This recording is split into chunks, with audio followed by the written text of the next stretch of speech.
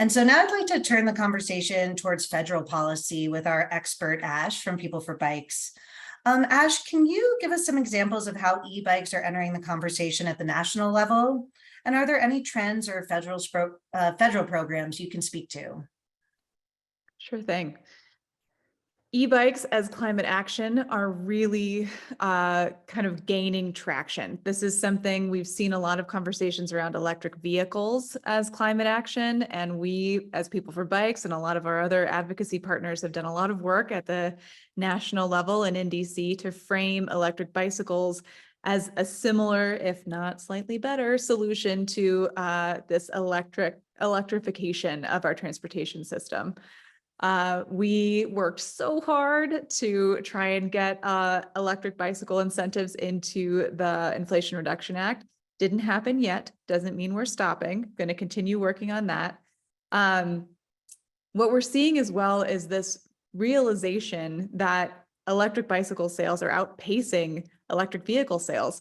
Electric bicycles are the best-selling electric vehicle in the US. So we're really stoked about how much enthusiasm there is around electric bicycles.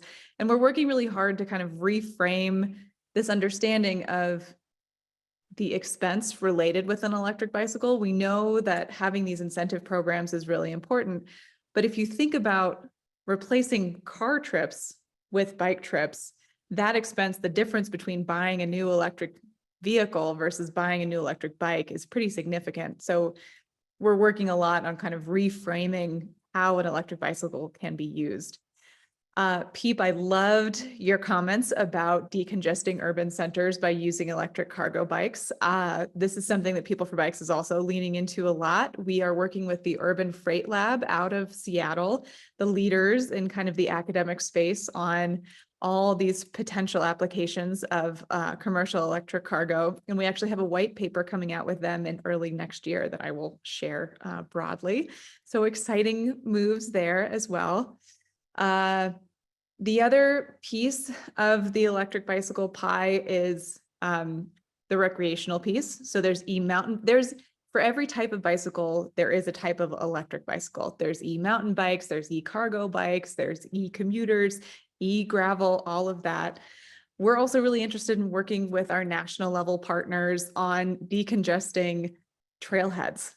If you live in Colorado, you know that our Front Range trails are extremely congested. How can we use our electric bicycles of all kinds to get to these trailheads, to enjoy this type of thing?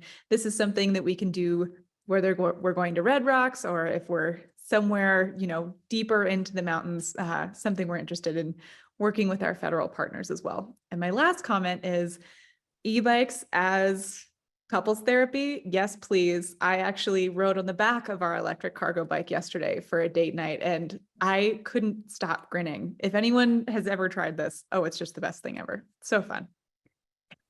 I cede my time. Awesome. Thank you so much, Ash. And that was a great overview of some of the local ways, Denver Front Range trailheads up to the national scope of the work you guys at People for Bikes are doing around electric bikes. And so really appreciate that.